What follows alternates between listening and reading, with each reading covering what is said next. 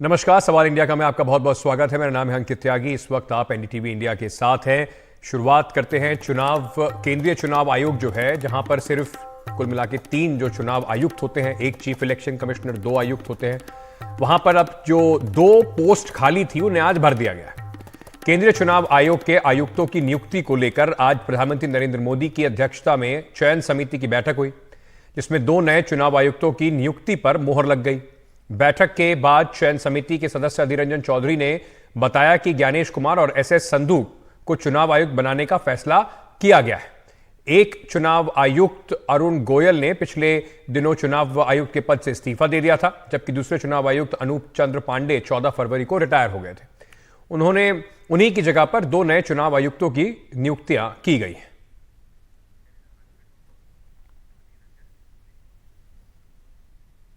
ज्ञानेश कुमार। अच्छा, केरल के है वो। ज्ञानेश कुमार मतलब यूपी के डोमिसाइल है, लेकिन केरल की ऑफिसर है। केरल के ऑफिसर है। और एक है मतलब बी संधू। यूं कि मेरे पास कोई तो ज्यादा जानकारी नहीं है, अचानक ये सारी जानकारी आप लोग अभी अभी दे रहे हैं, मीटिंग शुरू होने की 10 मिनट पहले। मैं उतने महाज्ञानी तो नहीं है कि सारे इनको आता पता ढूंढ ले, लेकिन जो प्रोसीड्यूरल जो लकूना है ये मुझे अच्छा नहीं लगा, क्योंकि ये तो होना ही है। पहले ही पता चल गए थे कि सरकार जिसको चाहेंगे वही होंगे, क्योंकि 212 जन के नाम मेरे पास थे।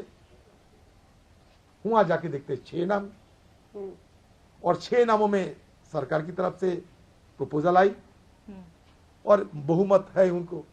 मैं क्या करें। वहीं सुप्रीम कोर्ट में आपको याद दिला दूं कि ये कुछ दिन पहले खबर चल रही थी कि 15 तारीख को मीटिंग होने वाली है। उसके बाद ऐसा क्या हुआ कि आज मीटिंग जल्दी हो गई और उसके बाद का फैसला ले लिया गया।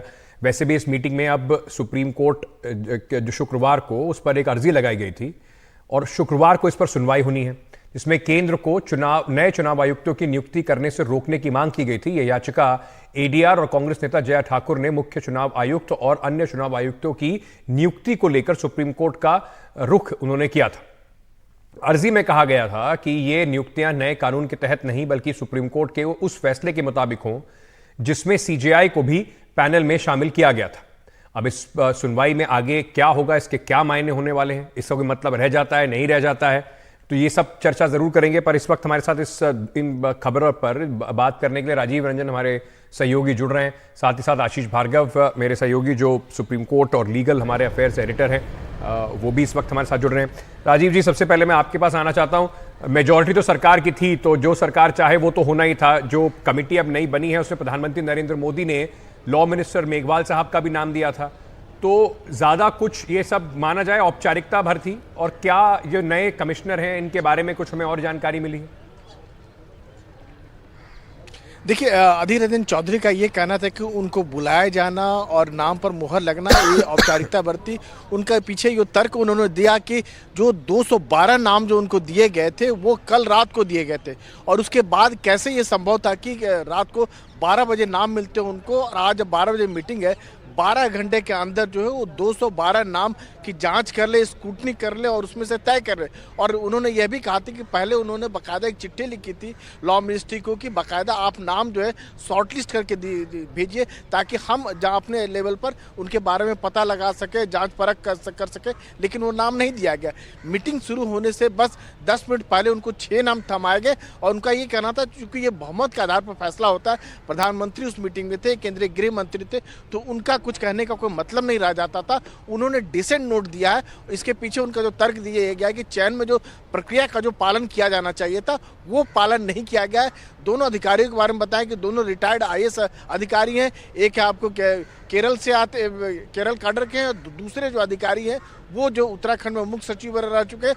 तो जाहिर सी बात है कि पहले भी ऐसा होता रहा है, लेकिन उनका ये कहना था कि एक जो नियम का जो पालन होना चाहिए था, प्रक्रिया का पालन होना चाहिए था, वो कम से कम नहीं हुआ। सरकार जिसको चाहिए उसको बहुमत के आधार पर 2 चुनाव आयुक्त की नियुक्ति उन्होंने कर लिया है। जी, तो आज दोनों चुनाव आयुक्तों का नाम जो है वो घोषित कर दिया गया है। पूरी जो कोरम है चुनाव आयोग का वो पूरा हो गया है। लेकिन आशीष, इसके मद्देनजर अब जो याचिका लगाई गई है उसका कुछ मतलब रह जाता है क्या? सुप्रीम कोर्ट के पास अब क्या ऑप्शन है? और क्या सुनवाई होगी? क्योंकि पहले बात हो रही थी 15 तारीख को इसके ऊपर चर्चा होने वाली है, 15 तारीख को एक कमेटी मिलेगी इनका नियुक्ति करने के लिए। वो आज ही उस मीटिंग में आ गए और आज ही मीटिंग करके उन्होंने नाम डिसाइड कर लिया है। तो क्या ये रिवर्स करा जा सकता है? इसके ऑप्शंस क्या है? सुप्रीम कोर्ट अब क्या करेगा इसमें? जी देखिए, सुप्रीम कोर्ट के पास अधिकार तो असीमित हैं, वो कोई भी न्याय के हित में कदम उठा सकता है। लेकिन यहाँ पर सवाल जो है, अगर कानूनी पहलू का करें तो दो चीज़ें हमें ध्यान रखनी होगी। पहली ये कि ये जो कानून नया, जिस कानून के तहत ये प्रक्रिया पूरी की गई, उस कानून को सुप्रीम कोर्ट में चुनौती दी गई थी। सुप्रीम कोर्ट ने उस पर केंद्र सरकार को नोटिस भी जारी किया है। 2 याचिकाएं ये दोनों हैं और दोनों बार सुप्रीम कोर्ट ने नए कानून के तहत नियुक्तियों पर रोक लगाने की जो मांग थी नए कानून के, उन पर रोक लगाने से सुप्रीम कोर्ट ने इनकार कर दिया था। सुप्रीम कोर्ट ने कहा था कि वो इस तरीके से कानून पर रोक नहीं लगाएगा। अब चूंकि ये नियुक्तियां होनी थी, इसलिए याचिकाकर्ता यहाँ पर पहुंचे थे। सुप्रीम कोर्ट ने शुक्रवार के लिए सुनवाई को लगाया था और अर्जी में यही मांग की गई है कि दोनों जो नियुक्तियां हैं उसमें केंद्र सरकार को रोका जाए और जो पुराना सुप्रीम कोर्ट का फैसला है संविधान पीठ का, उसके मुताबिक सीजीआई को पैनल में शामिल किया जाए और उसके तरीके से ये नियुक्तियां हों। लेकिन चूंकि वो जो सुप्रीम कोर्ट का फैसला है वो एक तरह से पलटा जा चुका है कानून लाकर, और उस कानून चुनौती के अधीन है। चुनौती पर कानून पर स्टे सुप्रीम कोर्ट का नहीं है और अब नियुक्ति करने से रोका जाए वाली बात है, तो नियुक्तियां हो चुकी हैं। तो कुल मिलाकर मामला जो है इनफ्रक्चुअस यानी निष्प्रभावी कुल मिलाकर हो गया है। लेकिन ये मामला इसलिए भी अहम है क्योंकि सुप्रीम कोर्ट इस पर क्या टिप्पणी करता है, किस तरीके से याचिकाकर्ता बहस करते हैं, ये काफ़ी अहम यहाँ पर होगा। और सुप्रीम कोर्ट के पास शक्तियाँ तो बहुत सारी हैं, लेकिन कानून और संविधान के दायरे में रहकर ही वो इन शक्तियों का इस्तेमाल कर सकता है। जी आशीष, बहुत बहुत शुक्रिया हमारे साथ जुड़ने के लिए। राजीव, आपका भी शुक्रिया हमारे दर्शकों से जानकारी साझा करने के लिए। आगे बढ़ते हैं और बात करते हैं लोकसभा, विधानसभा और पंचायत के जो चुनाव हैं उसमें वन नेशन वन इलेक्शन की जो कमेटी है उसकी क्या रिपोर्ट है, उसमें क्या क्या कहा गया है, ये आपको बताएंगे। एक छोटा सा ब्रेक लेके वापस आ रहे, बन रही हमारे साथ।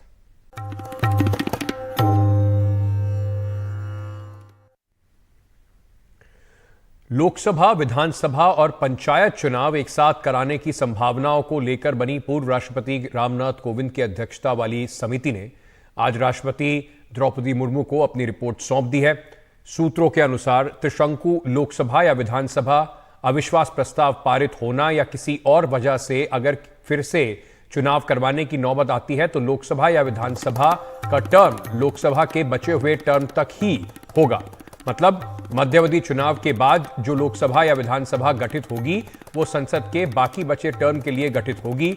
रिपोर्ट में निर्वाचन आयोग, विधि आयोग और कानून विशेषज्ञों की राय भी शामिल की गई है।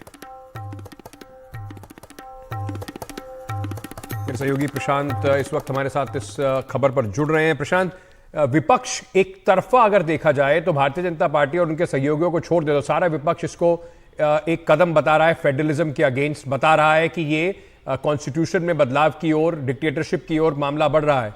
अब ये रिपोर्ट सौंप दी गई है, क्या क्या प्रमुख बातें इसमें कही गई हैं अगर आपको सूत्रों के मुताबिक जो जानकारी मिली है, और अब आगे क्या इस पर कदम उठाने जाएंगे?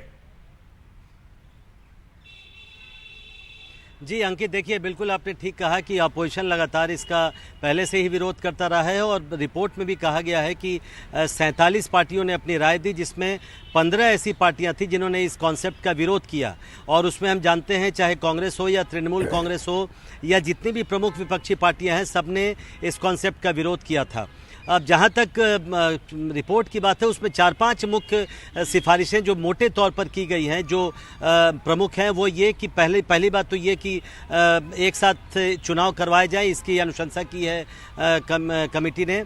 दूसरी बात, एक जो बड़ी बात कही है कमेटी ने कि लोकसभा और विधानसभा चुनाव एक साथ करवाया जाए। जब भी ये लागू हो जाएगा ये कॉन्सेप्ट, चूंकि आप जानते हैं इसको लागू करने के लिए संविधान में भी संशोधन करना पड़ेगा, तो जब से ये लागू होगा तब से लोकसभा और विधानसभा का चुनाव एक साथ करवाया जाए और दोनों के चुनाव होने के 100 दिनों के भीतर देश की सभी पंचायतों और नगर पालिकाओं के चुनाव एक साथ करवाए जाएं। और इन सभी चुनावों को करवाने के लिए एक ही मतदाता सूची का इस्तेमाल हो, वोटर लिस्ट का इस्तेमाल हो। ये बेहद महत्वपूर्ण है क्योंकि इस पर कई क्षेत्रीय दलों का पहले से विरोध रहा है अंकित। उनका ये कहना है कि अलग अलग मतदाता सूची होनी चाहिए। एक ही मतदाता सूची होना ठीक नहीं है सभी चुनावों के लिए। इस पर पहले से ही अपनी अपनी राय रही है सभी पार्टियों की। लेकिन एक बात जो आपने बताई जो सबसे महत्वपूर्ण है, क्योंकि एक साथ चुनाव अगर शुरू भी हो जाते हैं तो इसकी क्या गारंटी है कि जो लोकसभा या विधानसभा का जो कार्यकाल है वो पूरा होगा, और अगर पूरा नहीं होता है, मध्यावधि चुनाव होते हैं, तो फिर तो ये परंपरा टूट जाएगी। उसके लिए कमेटी ने कहा है कि विधानसभा हो या लोकसभा, उसका कार्यकाल सबका लोकसभा के कार्यकाल से जुड़ा रहेगा। और मसलन 2024 में अगर चुनाव होते हैं और लोकसभा ऐसी नौबत आती है कि 2027 में मध्यावधि चुनाव होना पड़े, तो फिर जो लोकसभा गठित होगी 2027 में, उसका कार्यकाल भी 2029 तक ही रहेगा और फिर से चुनाव होंगे। इसी तरह विधानसभा चुनाव का भी होगा। तो काफ़ी तकनीकी मामला है, लेकिन इस पर आने वाले दिनों में आप देखेंगे सभी पार्टियां अपने अपना रुख स्पष्ट करेंगी और इस पर चर्चा भी तेज होगी। पेचीदा मामला है, आसान नहीं है। अगर सिर्फ ये सीधा सीधा समझा जाए कि हाँ जरिए चुनाव कराना बहुत ठीक बात हो या नहीं है, उस पर काफ़ी सारे कानूनी पहलू हैं, संविधान के पहलू हैं। उन सब पर चर्चाओं के बाद ही ऐसा कोई बड़ा फैसला लिया जा सकता है। प्रशांत, बहुत बहुत शुक्रिया हमारे साथ जुड़ने के लिए। एक छोटा सा ब्रेक लेके वापस आ रहे हैं, बने रहिए हमारे साथ।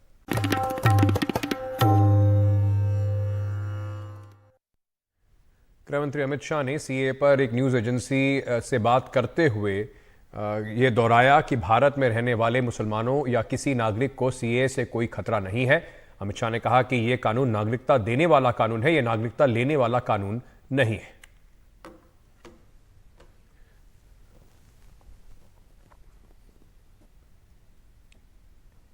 दिल्ली के मुख्यमंत्री अपने भ्रष्टाचार के उजागर होने से अपना आपा खो बैठे हैं। उनको मालूम नहीं है कि ये सारे लोग आ चुके हैं, आज भारत में ही रह रहे हैं। सिर्फ इनको अधिकार नहीं मिला है, वो अधिकार देने की बात है। 2014 तक जो आ गए, इनको नागरिकता देनी है। और इतनी ही चिंता है तो वो क्यों बांग्लादेशी घुसपैठियों की बात नहीं करते हैं, रोहिंग्यास का विरोध क्यों नहीं करते हैं? क्योंकि वो वोट बैंक की पॉलिटिक्स कर रहे हैं। दिल्ली के चुनाव उनके लिए लोहे के चने चबाने जैसे हैं, इसलिए वोट बैंक की पॉलिटिक्स कर रहे हैं। आज हम पूरा देश मिलके, सारी सरकारें मिलके अपने देश के बच्चों को रोजगार देने में असमर्थ हैं। जो इतनी भारी संख्या में बाहर से आप पाकिस्तान, बांग्लादेश के लोगों को हमारे देश में लाके बसाना चाहते हो, उनको नौकरियां कहां से दोगे? उनके लिए नौकरियां कहां से आएंगी? पहले अपने बच्चों के लिए तो नौकरी का इंतजाम कर लो।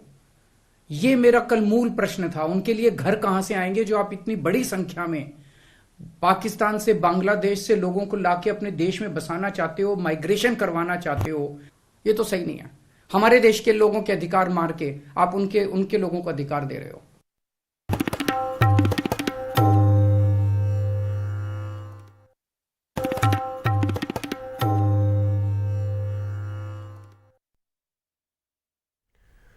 कांग्रेस नेता राहुल गांधी की भारत जोड़ो न्याय यात्रा महाराष्ट्र के नासिक में पहुंच गई है। इस दौरान आज नासिक में कृषि उत्पादन बाजार समिति में किसानों की बैठक में राहुल गांधी, शरद पवार और संजय राउत एक ही मंच पर नजर आए। मैं 4000 किलोमीटर कन्याकुमारी से कश्मीर चला और 6000 किलोमीटर मणिपुर से महाराष्ट्र तक, और लाखों लोगों से मिला हूं और हजारों से मैंने बात की है। यहां पे सबसे बड़ा मुद्दा प्याज के दाम का हैगा। सबसे बड़े मुद्दे किसान के मुद्दे, बेरोजगारी, महंगाई, अग्निवीर। वहीं कर्नाटक के हावेरी में बीजेपी ने राज्यसभा में पूर्व मुख्यमंत्री बसवराज बोम्मई को टिकट दिया है। बसवराज बोम्मई हावेरी से लोकसभा का चुनाव लड़ेंगे और बीजेपी के अंदर खाने थोड़ी खींचतान इस पर जारी है, लेकिन बसवराज बोम्मई का दावा है कि उनकी जीत पक्की है। उन्होंने हमारे सहयोगी निहाल किदवई से बातचीत की, आपको सुनवाते हैं। हमारे साथ राज्य के पूर्व मुख्यमंत्री बसवराज बोम्मई साहब हैं, जिनको कि हावेरी से टिकट दिया गया है। हावेरी के शिगांव से लगातार वो एमएलए बनते रहे हैं और ये ऐसी जगह है जो इनके लिए बिल्कुल जानी पहचानी है। तो आपके लिए तो बहुत आसान होगा ये चुनाव जीतना। मेरा 30 इयर्स का जो तजुर्बा है और वो एरिया में मैं बहुत सालों से उधर काम कर रहा हूँ। हर एक गाँव जानता हूँ, हर एक कस्बा जानता हूँ और लोग हमेशा लोगों में ही पला हूँ, लोगों में ही बड़ा हुआ हूँ। इसलिए मैं ये कहता हूँ कि लोगों का प्यार मुझे जीत की ओर लेके जाएगा, इतना ही कह सकता हूँ। 2009 में डीलिमिटेशन के बाद पहली बार हावेरी लोकसभा कॉन्स्टिट्यूंसी बनी और तब से बीजेपी वहाँ लगातार जीतती रही है। इस बार बसवराज बोम्मई साहब हैं। लिंगायतों का वहाँ पर काफ़ी दबदबा है उस कॉन्स्टिट्यूंसी में, लेकिन दूसरी जातियाँ भी वहाँ पर हैं। मैं जाति के आधार पर कभी सोचता भी नहीं हूँ, काम भी नहीं करता हूँ। सब लोग हमारे साथ हैं और सब लोगों के लिए हम काम किया है और प्यार मोहब्बत है, वही हमको जिताएगा। सर, पिछली बार बीजेपी ने 28 में से 25 सीटें 25 सीट जीती थी। इस बार कई सारे रिजल्ट्स हम देख रहे हैं। ईश्वरप्पा जी जैसे वरिष्ठ नेता खुल करके पार्टी के खिलाफ बोल रहे हैं। नहीं, वो तो उनका बेटे के लिए सीट नहीं दिया इसलिए ज़रा नाराज़ है, लेकिन अंत में पार्टी के लिए ही काम करेंगे। और कहते हैं कि प्रताप सिम्हा जी अच्छा काम कर रहे थे, उनको हटा करके आपने वहाँ के महाराजा को टिकट दे दिया है, तो इससे लोगों में नाराज़गी नहीं होगी? नहीं, उसको और दूसरा रोल पार्टी ने सोचा है। प्रताप सिम्हा यंग है, एक्टिव है, उसका बहुत अच्छा फ्यूचर है। इसलिए पार्टी हर एक टाइम पे जो भी बदलाव करता है तो उसको दूसरा पोजीशन दे देता है। पार्टी के वो साथ है और पार्टी उनके साथ है। बहुत बहुत शुक्रिया। तो बसवराज बोम्मई साहब सीजन पॉलिटिशियन, इनका ये कहना है कि बीजेपी अपने परफॉर्मेंस को दोहराएगी।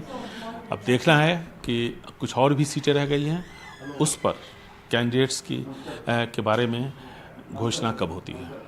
बेंगलुरु से कैमरामैन गोविंद मूर्ति के साथ निहाल खिदवई, NDTV इंडिया।